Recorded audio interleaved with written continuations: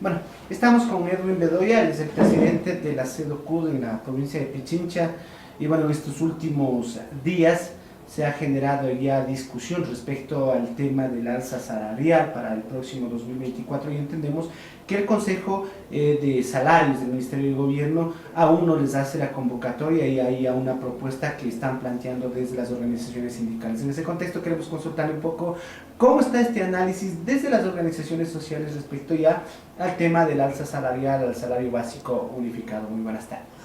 Buenas tardes, un saludo a Huila Radio y a todos quienes nos siguen por este importante medio. Bueno, lo primero es que el Consejo Nacional de Salarios, tal como está compuesto, nosotros hemos tenido serias reparaciones en la composición del Consejo Nacional de Salarios y que ya toca de alguna manera convocar para la elección de los nuevos vocales en representación de los trabajadores y empleadores del Consejo Nacional de Salarios. No hemos conocido de alguna convocatoria o algún pronunciamiento respecto con las centrales sindicales del FUT ni de la CEDOCUD. Y nosotros hemos estado haciendo y estamos haciendo algunos estudios de evolución salarial y del poder adquisitivo de los trabajadores frente a la coyuntura, y hemos sacado algunos datos que son importantes, por ejemplo, de las más de 139,000 empresas que existen aquí en el país, de apenas 93,000 que han presentado, que digamos que es más del 50%, de 93,000 empresas grandes, pequeñas y medianas han presentado balances, y vemos que hay un saldo positivo en los balances de estas empresas, a pesar del tema de la pandemia. También vemos que ha habido un crecimiento del 3.3% de acuerdo a la revista Ecos y Bloomberg, que es una revista empresarial, que han crecido las empresas ecuatorianas con relación al año 2022, es decir, en el 2023 hay una recuperación importante del 3.3%, lo que significa más de 1.963 millones en ventas, es decir, hay una recuperación.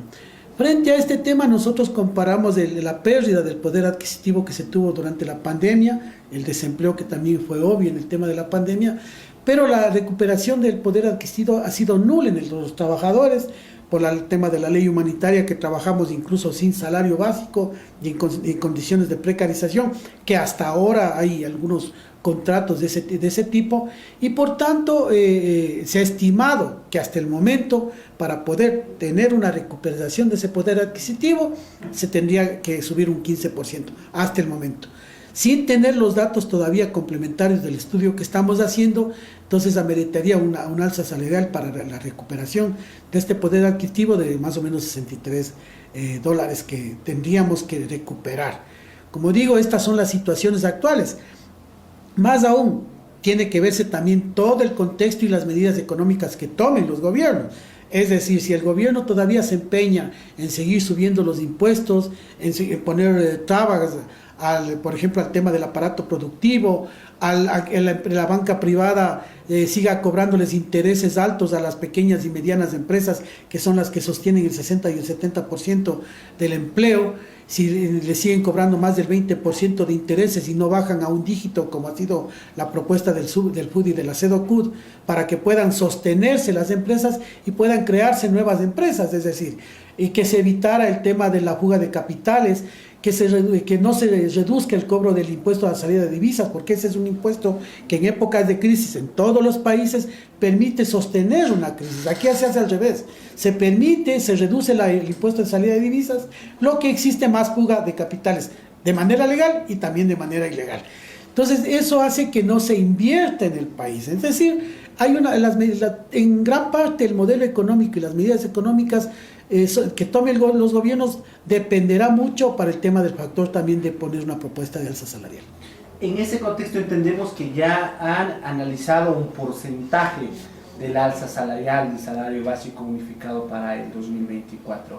¿Cómo asciende, a qué porcentaje, y si esta propuesta va a ser planteada ya en los últimos días, en las últimas semanas, justamente en este Consejo Nacional de Salarios?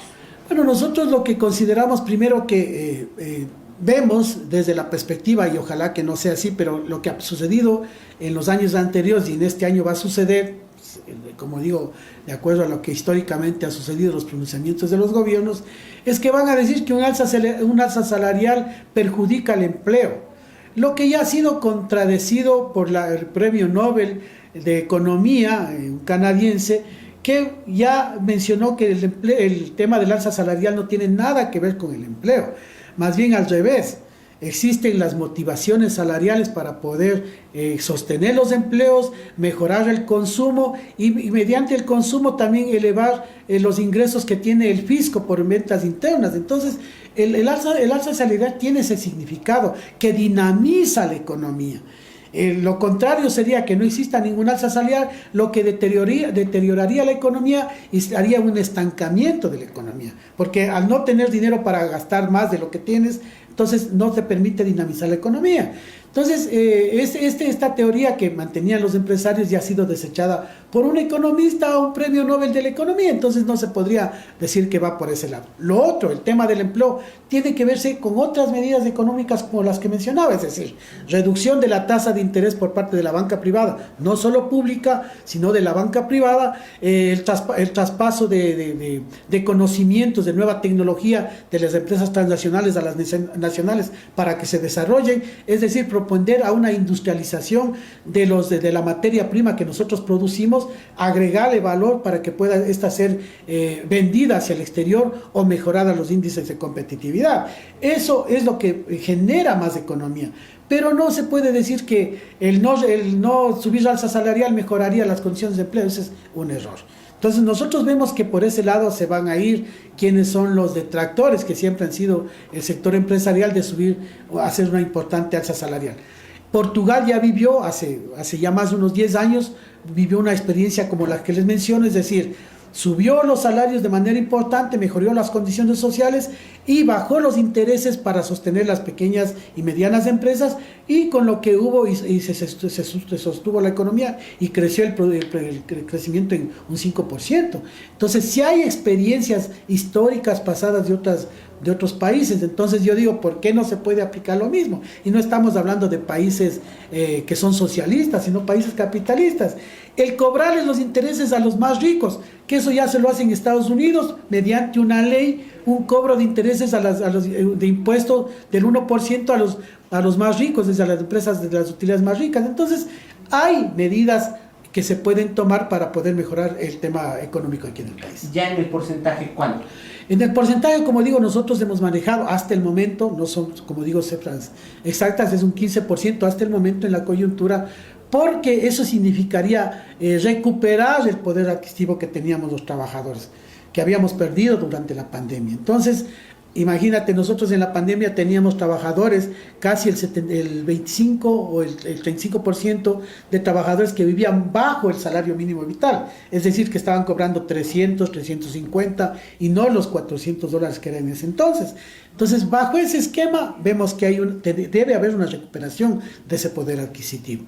Ahora, veamos las otras medidas que ayudarían de alguna manera a que la propuesta ya en firme, cuando ya nos llamen si es que nos llaman al Consejo Nacional de Salarios, sería una propuesta más o menos en estas medidas, ¿no? También en otro tema, señor Bedoya, si bien es cierto, hay una preocupación, una expectativa en el ámbito laboral, pero también hay una preocupación fuerte desde las organizaciones sociales respecto al proyecto del decreto ley de urgencia económica para el equilibrio y transparencia de las finanzas públicas, emitido por el presidente Guillermo Lasso hace unos días atrás. Hay preocupación, entiendo yo, desde las organizaciones sociales respecto a este decreto. Bueno, nosotros hemos visto con algunos abogados y claro, y es incoherente a veces, incluso porque cuando uno ve los considerandos, y eso es de Ripley, porque realmente los trabajadores, acuérdense que nos oponíamos a este fraccionamiento o esta descentralización de la alianza público-privada o de convertir algunos municipios en empresas públicas.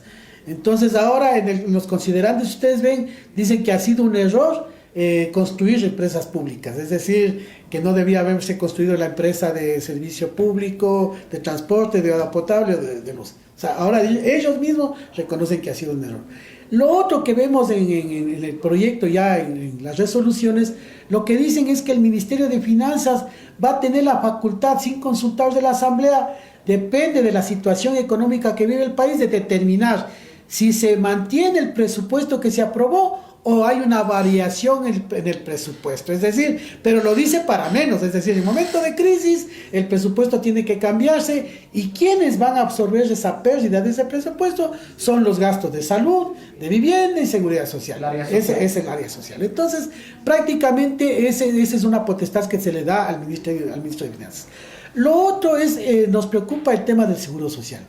Ahí hay dos cosas. Lo uno, que en la ley actual de Seguro Social menciona que las enfermedades catastróficas serán atendidas por el Estado, tendrán que tener una respuesta económica para solventar eso.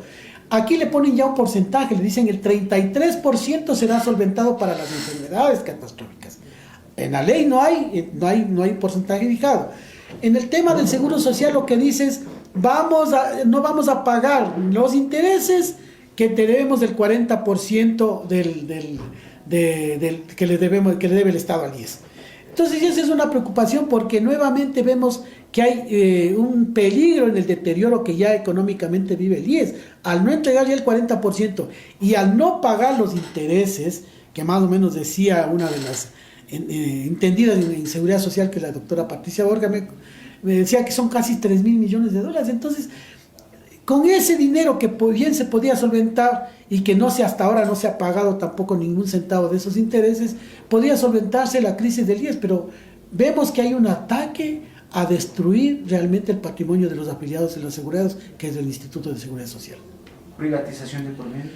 Privatización sobre todo en las áreas que les interesa, es decir, las áreas médicas, esas sí les vamos a dar a nuestros amigos, los privatizadores, y no a todo el sector privado del tema de la medicina, sino a ciertos grupos privados que están alrededor del gobierno. Entonces me parece que es un negociado, un conflicto de intereses que existe y una pretensión de privatizar, no solo en el tema de la seguridad social, sino me parece que es en todo el sistema de salud. Y eso es una preocupación de los ecuatorianos y, como digo, de los afiliados al Seguro Social. En la inversión de carácter social, en el área social, como el tema de la salud, en el tema de la educación, hay en este decreto el peligro del recorte o la reducción del presupuesto general del Estado para estos rubros importantes que se cubre en la sociedad ecuatoriana. De hecho, sí, porque supuestamente estamos en crisis. O sea, y ahí le dan la facultad al ministro de Finanzas y decir, bueno, estamos en crisis, cambiamos lo que teníamos en el presupuesto, es decir, si el presupuesto destinaba, qué sé yo, 1.200 millones para el área de salud, vamos a reducir por la crisis a 1.000 millones. No sé, se va a dejar de atender a los enfermos, se va a dejar morir a los que están con enfermedades catastróficas. Y el otro aspecto en el tema de la educación, o sea, vamos a dejar de invertir. Estamos diciendo que hay un deterioro en el sistema de educación, faltan maestros y aquí se está diciendo que no se van a contratar maestros ni se va a arreglar el sistema de infraestructura de educación. Entonces sí es preocupante porque eso afecta a esos, pero no hay una respuesta en el tema de la ley que diga, vamos a cobrarles a los morosos, vamos a evitar la salida de capitales, vamos a aumentar el 1% de los intereses a las utilidades de los grandes grupos económicos, vamos a traer los capitales obligados que vengan, vamos a no bajar el tema del impuesto de salida de divisas para sostener la crisis en el país. Es decir, no hay esa respuesta, sino lo que se quiere es más enterrar a la pobreza al pueblo ecuatoriano. Si bien es un proyecto ley, decreto ejecutivo, justamente esto tendría que ser analizado por la Corte Constitucional, pero ¿qué pasaría en caso de que la Corte aprobara este proyecto enviado por el Ejecutivo? Bueno, de hecho nosotros vemos que hay visos de inconstitucionalidad, porque no nos olvidemos que la Constitución habla de la progresividad de derechos, y el derecho a la educación y el derecho a la salud está en la Constitución. Si esto deteriora un derecho, entonces tiene que ser demandado inconstitucionalmente. De hecho, nosotros vamos a poner una demanda de inconstitucionalidad por estos hechos, porque tampoco se le puede dar el tema de los poderes al Ministerio de Finanzas cuando ya tenemos una asamblea que es la que está encargada de fiscalizar. ¿Cómo va a fiscalizar si después firmamos un decreto que se le da todos los poderes? Este señor ya no tendría que rendir cuentas a nadie. Entonces, sí es importante que hay una asamblea nacional, que va a haber la Asamblea Nacional y es la que tiene que fiscalizar y es la que tiene que determinar el presupuesto que ponga el próximo gobierno. Ahora, ya en el plano político electoral, si bien es cierto, acudimos a las urnas los ecuatorianos el próximo 15 de octubre y hay dos tendencias ideológicas marcadas, una de un progresismo del siglo XXI, una tendencia mucho más marcada al tema de la derecha. En ese contexto, ¿cuál es la decisión que han tomado las organizaciones sindicales, parte del Frente Unitario de Trabajadores, respecto a esta posición? Bueno, de hecho, hace 2 semanas el Frente Unitario ya se pronunció y habíamos mencionado que no vamos a apoyar a ninguno de los dos candidatos, porque ninguno de los dos candidatos representan los intereses del pueblo ecuatoriano y de la clase obrera. Uno, porque ya lo vivimos con lo que fue el correísmo desde la época de Correa, y la hemos vivido también con el sector empresarial, que son más sectores interesados en sacar sus ventajas. Entonces, frente a estas dos, estos dos candidatos que incluso en sus pronunciamientos no les vemos nada nuevo que hayan ofrecido o nada, que pueda mejorar o avisorar que le vaya a mejorar al pueblo ecuatoriano, hemos decidido no votar por ninguno de los dos candidatos. Y nosotros es increíble oír a una vicepresidenta, me parece, el señor Novoa, decir que hay que privatizar la salud y la educación y que los padres tienen que trabajar, que tienen que aprender y salir por sí solos. O sea, es un desconocimiento total de lo que dice la Constitución. Y lo otro, decir que aquí en Ecuador, en Venezuela se vive mejor que el Ecuador. Entonces vemos una, no sé si la desesperación de llegar a la presidencia les lleva a cometer estos tipos de errores, pero si vemos que en momentos de presión estos dos candidatos sueltan cosas absurdas, entonces no tenemos los electores decir que va a tener una propuesta clara frente a la crisis que estamos viviendo y frente a la crisis actual, que es el tema de seguridad de empleo que estamos viviendo actualmente. Entonces no se han pronunciado nada sobre eso. Además, veamos que solo es 1 año y medio que el que van a gobernar. Es decir, en 1 año y medio no se puede hacer mucho, sino empezar dejando una política clara de seguridad, que así venga el gobierno que venga, tiene que asumir también esa política de seguridad, es decir, una política de seguridad que sea consensuada con todos los sectores y que sea llevada y ejecutada por el Estado. Pero no vemos ese tipo de propuestas, es decir, ¿qué vamos a hacer frente al tema del empleo, a la seguridad de la inversión? Es decir, no hay una respuesta clara frente al tema. Y en el tema del seguro social también no han dicho nada. Entonces, decir que un sector sale y que si no se acogen los 10 puntos no van a apoyar, y el otro candidato sale inmediatamente, nosotros vamos a acoger los 10 puntos que ustedes quieren. Entonces nosotros tenemos otros 10 puntos, el otro candidato va a decir, nosotros también vamos a acoger los otros 10 puntos. O sea, ahí vemos solo un afán de ganar votación, pero no un afán centrado en lo que la coyuntura nos está mencionando. Entonces, sí vemos que no hay desde el punto de vista de la CEDOCUD y del FUD, no hay una decisión por ninguno de los dos candidatos que hayamos nosotros decidido. Y esto ya electoralmente hablando, entonces, ¿es un voto nulo, es un voto blanco? Un poco cómo está.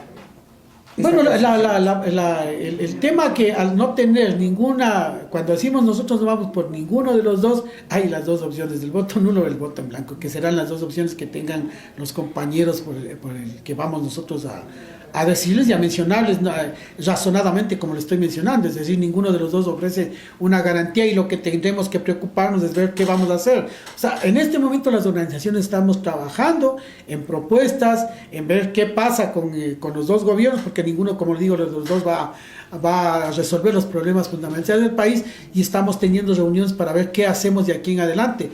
Más allá de lo que resulte la votación, como digo, que no va a ser favorable para el pueblo ecuatoriano, más allá que gane el uno o el otro, sabemos que van a ser condiciones duras y difíciles para las organizaciones y el pueblo ecuatoriano. Un voto consciente. Un voto consciente, es decir, un voto que sea razonado y que lamentablemente ninguno de los dos candidatos ofrece una garantía para el bienestar del pueblo ecuatoriano.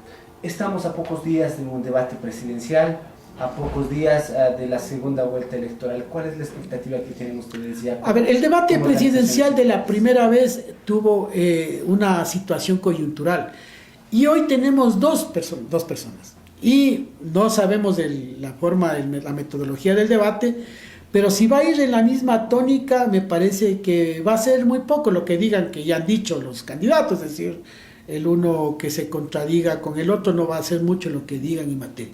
A mí me gustaría escucharles qué dicen respecto a la seguridad, al empleo y al tema del seguro social. O sea, son tres cosas que nos gustaría que nos digan concretamente qué es lo que van a hacer. Pero vemos que va a seguir la misma tónica, como digo, no van a decir nada nuevo. La señora Luisa González dice, haremos lo que ya hemos venido haciendo bien. El otro señor lo que menciona es que va a subir los impuestos, ya lo ha dicho en una entrevista, y hay que ver si ojalá no le dé paso a la vicepresidenta para que privatice la salud y la educación. Entonces, son cosas, como digo, que sí nos vienen. Estamos, lo que dicen comúnmente nuestros compañeros, estamos entre el SIDA y el cáncer para votar. Finalmente, luego de este proceso electoral, de esta coyuntura política electoral, ¿qué es lo que viene para las organizaciones entonces?